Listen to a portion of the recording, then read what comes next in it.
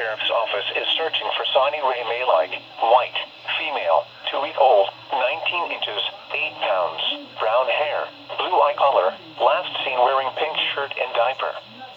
Police are looking for Sylvia Nicole Norman, 31 years old, white, female, 115 pounds, brown hair, blue eyes and white shirt with blue shorts and white leggings underneath. Has tattoos on back and left arm. In connection with their abduction, law enforcement officials believe this child to be in grave or immediate danger. If you have any information regarding this abduction, call the Polk County Sheriff's Office at 936-327-6810. News media point of contact is Polk County Sheriff's at 936-327-6810. This is your NOAA.